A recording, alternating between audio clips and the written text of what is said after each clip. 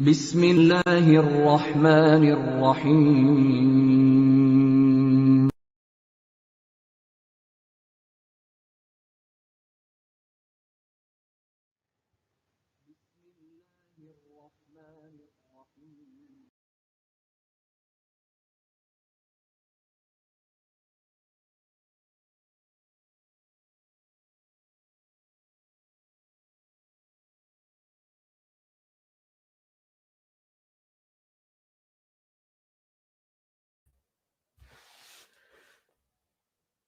Assalamu alaikum.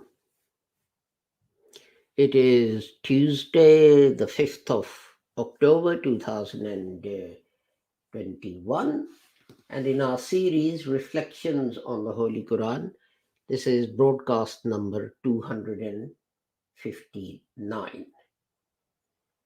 And in it, we are considering the meanings of the words of chapter 2 of the Holy Quran, Al-Baqarah, verse 93. And this is the third broadcast in which we are talking about the meanings of the words of this verse of the Holy Quran. These broadcasts are brought to you by the Lahore Ahmadiyya movement, which was created by Hazrat Mirza Ghulam Ahmad Sahib. And he taught us that although people generally believe that after the Holy Prophet Muhammad, another prophet will come. But the Holy Quran says that the Holy Prophet Muhammad was Khatamun Nabiyyin. And the Holy Prophet explained that by saying, La Nabi Abadi, which means that now no prophet can come, whether an old prophet or a new prophet, no prophet of any type. And the companions of the Holy Prophet were worried by this, so they asked the Holy Prophet that previous people went astray a while after the Prophet they were sent had passed away. So what will happen with the Muslims? And the Holy Prophet said that reformers will appear amongst the Muslims to bring the Ummah back to the correct teachings of the Holy Quran and the Holy Prophet Muhammad sallallahu alaihi wasallam.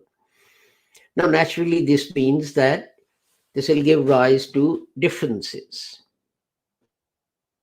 And the Holy Prophet was careful enough to say that if one reciter of the kalima says to another reciter of the kalima that you are a heretic, you are a kafir, then it is the person saying it who goes out of the fold of Islam. The Holy Prophet was so strict that Muslims should not indulge in this kafir making. Similarly, Muslims believe, some people believe that some prophetic revelation, some say Surah Rajam, some say Ayah Walayat, has been missed out, was missed out when the Holy Quran was compiled.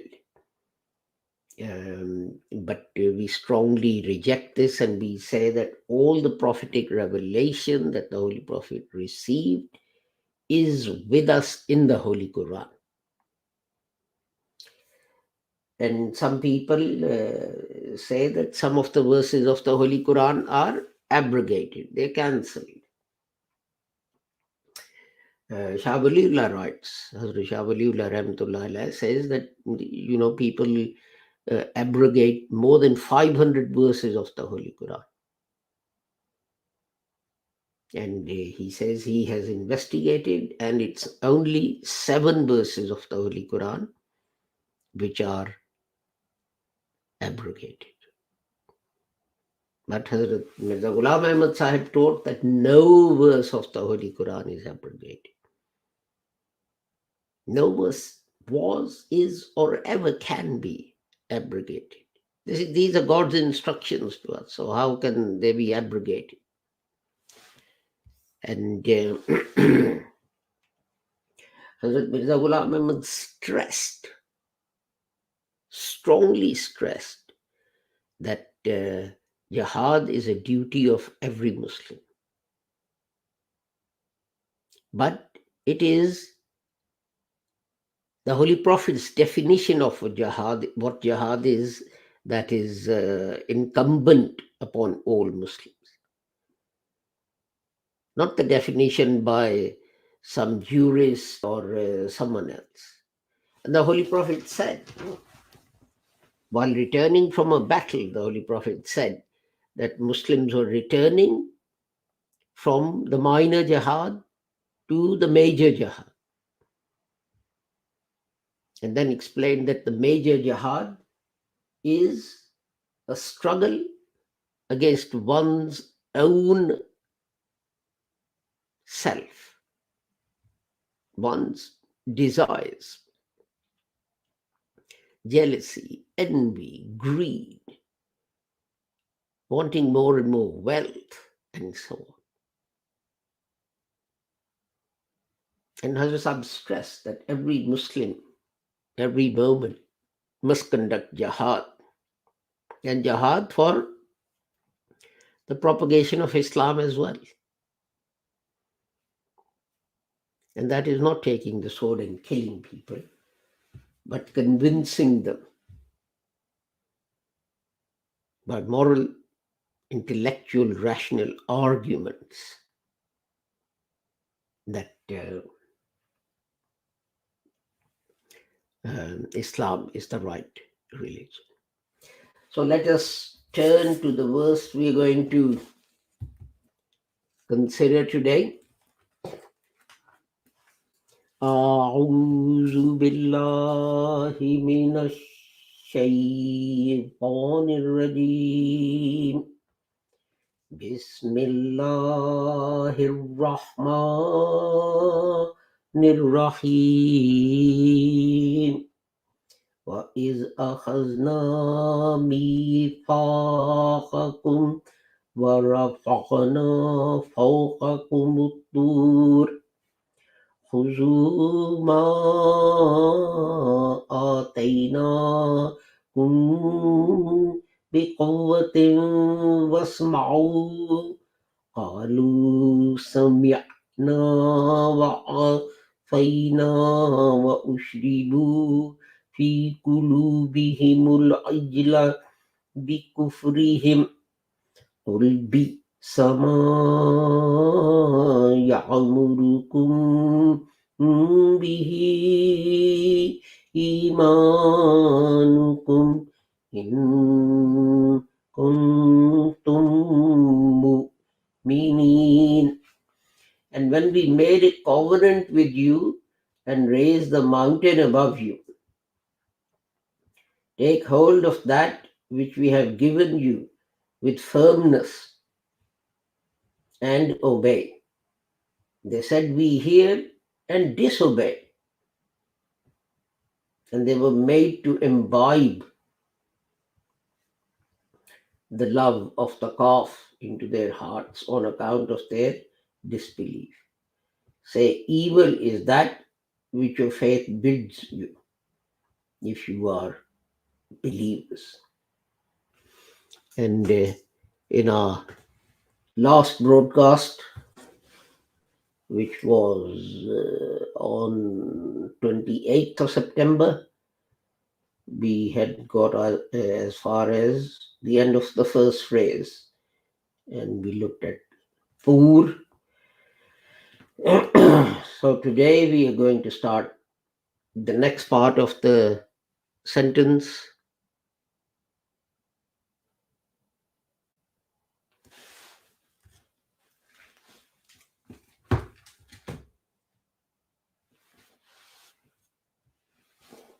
I just received a message that there are some problems for some reason.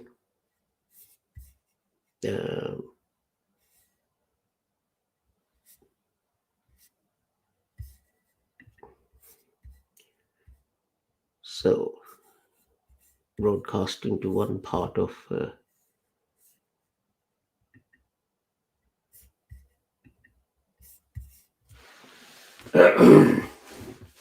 Facebook. Anyway, I've tried to fix it, so let's see how it goes.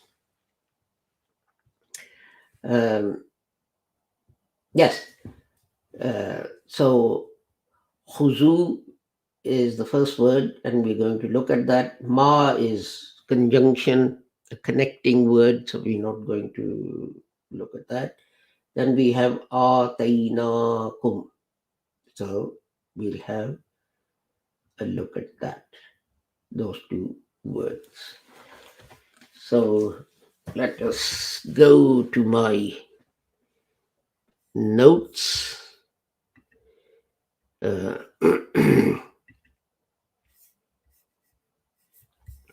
Where are we? Here we are. And look at the first word. Its root is Hamza, Kha, and Wal. And it occurs, and it has two segments. One, Hamza at the end, is a pronoun, and Ha and Wal are a verb. So these are the two segments. And it occurs in the Holy Quran 273 times in 7 different forms or with 7 different meanings. And 127 times it occurs as akhadha, and 124 times it occurs as attakhaza, both verb forms, and then 9 times as yu'akhidhu, and then 6 times as akhs, and then 3 times as akhiz actually, and 3 times also as muttakhiz, and then I think once as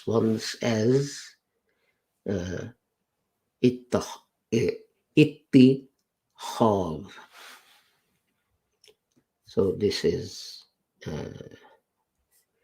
and it means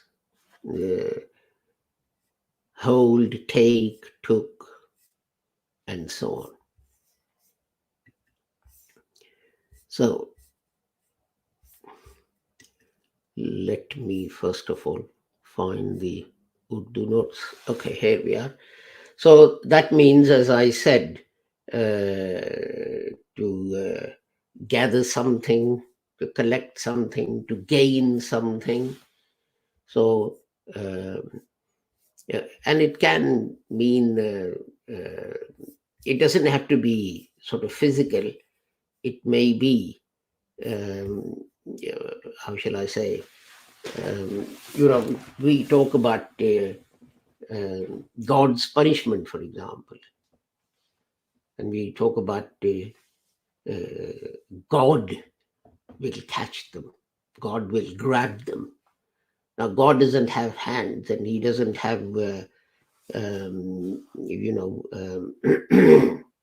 He doesn't grab you with the handcuffs and so on. So this is in the sense of, it can be physical, but when we talk about God, then it's obviously not physical, but in other ways. Chapter 12, verse 79 says, "Wama azallahi anna khuza illa man wajadna mata'ana inda." God save us, that except for the person with whom we found our possessions, that we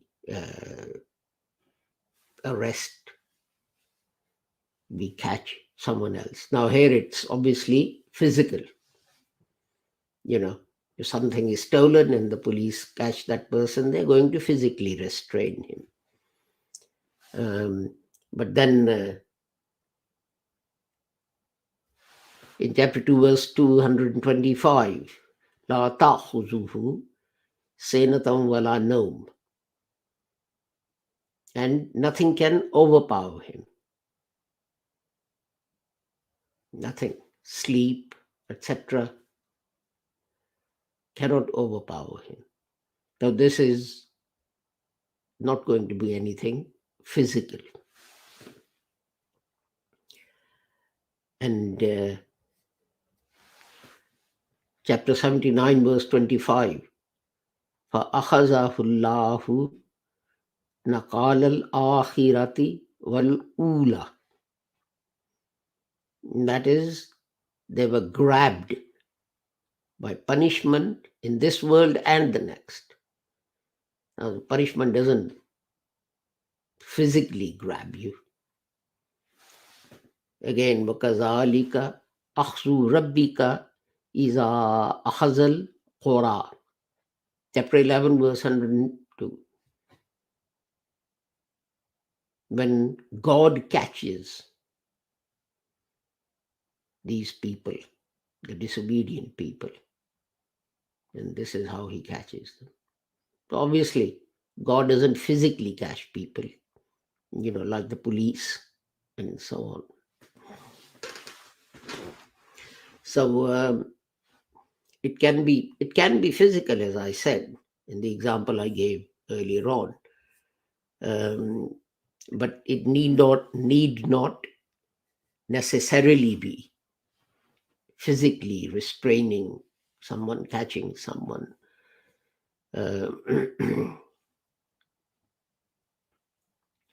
أَأَنْتَ قُلْتَ لِلنَّاسِ اتَّخِذُونِي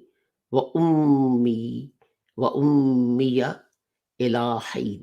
Chapter 5, verse 116. Did I ask you to take me and my mother for gods? So here it's being used in the sense of take.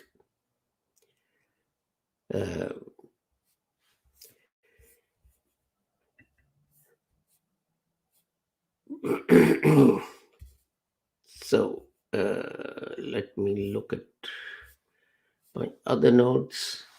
So this is the opposite of giving. So you're taking. And as I said, that many scholars say that it also means God's punishment. He's giving you punishment. Even in English, it's a common phrase, isn't it? You're going to get punished. So this is, you're not, you also have, you're going to get paid. So you are physically paid. You get currency. Well, these days you get transfers into your bank account, but a few years ago, every Friday in factories there was a long queue. People would go up to this window, and they sign a check, and they get a little physical envelope with money in it. So you are physically getting that. But when someone loses everything, and if he's not a good person, and someone says, well, you're getting punished by God, that is not physical, something physical. And then from that you have the words mu'akhiza. Mu'akhiza, what does that mean? That someone's deeds and so on, they need to account for them. The people also say that a pond where water gathers or is collected it also means that.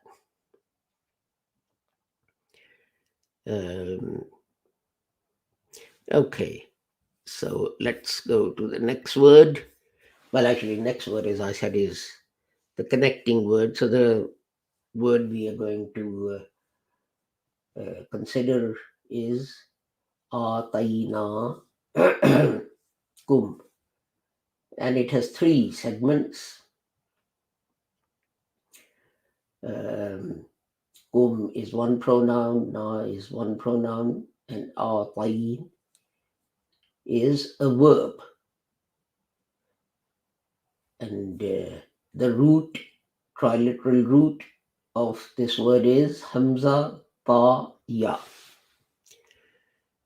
And it occurs in the Holy Quran 549 times, 271 times as the verb Ata, and 264 times as the verb Ata. So this is why it's important to remember in Arabic which syllables you are going to elongate. So these are two different words. And the only difference between them is that at the beginning, in one word, the pronunciation, the sound is long, and in the other word, it's not so long. Ata. And in the other one, ata. And it can make a lot of difference if you're not careful. And then 9 times you have the word ati. And then the other occurrences are smaller than, fewer than that. So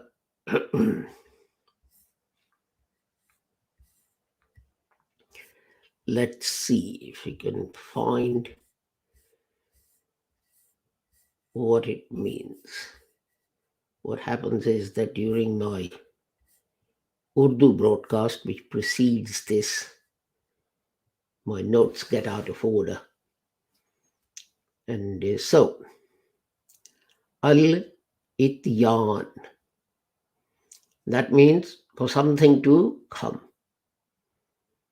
And scholars say there's a condition with this sort of coming, which is that it should come with ease. So that's why a flood is called atiyun, because you don't put much effort into that flood coming and flooding your house or your farm or whatever it is. And we're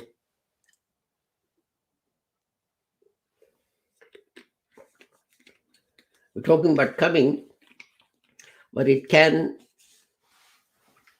be physical. A person can come. We're talking about ityan, so it could be person, but it can also mean a command, an order that comes. And we say it in English, this order has come from the general. It may be physical on a bit of paper, but it may just be an order. So it could be physical, that someone has come, or it can be an order, or it can be implementation of an organization or rules or regulations somewhere. For example, when the British ruled India, all the rules and regulations were made in London. You had a whole department located in what was called India House, and that was their job, to make rules and regulations for India. and they then went and they were implemented. So, and there's no distinction about whether what's happening is good or bad, or it means profit or it means loss. It just means something has come. In chapter 6, verse 40, the Holy Quran says, In ataakum azabullahi aw atatkumus sa'atu. And if God's punishment comes, so we're talking about coming, but this is God's punishment, or the hour. Now, the hour here means the day of judgment. So, Ata Amrullah, chapter 16, verse 1. God's commandment has come. Now, God's command has come. Now, God's command, it's not something physical that arrives, but it also means implementation. Fa'atallahu. Let me increase the size of this. I can't read my own notes. Fa'atallahu bunyanahum min al-qawa'id. God has come. Fa'atallahu. God has arrived. Now, God is not a physical being like us, that he'll arrive somewhere. But it means that his command, his rules, that has arrived. And in the same way, in chapter 6, verse 40, it says, Waja'a Rabbuka. What does that mean? Rabb has arrived. It doesn't mean that it physically God sort of comes down and so on. It just means that his order, his system, his rules, they have come. And we use these expressions for that. We also use it for fertile land. And chapter 19, verse 61, some people say that it means that. Anyway, we don't have time for more because we have run out of time, I'm told. I've just got enough time to wrap up and finish this. So with the prayer that whoever you are and wherever you may be, may Allah keep all of you safe and sound and free from harm, I take my leave of you until tomorrow.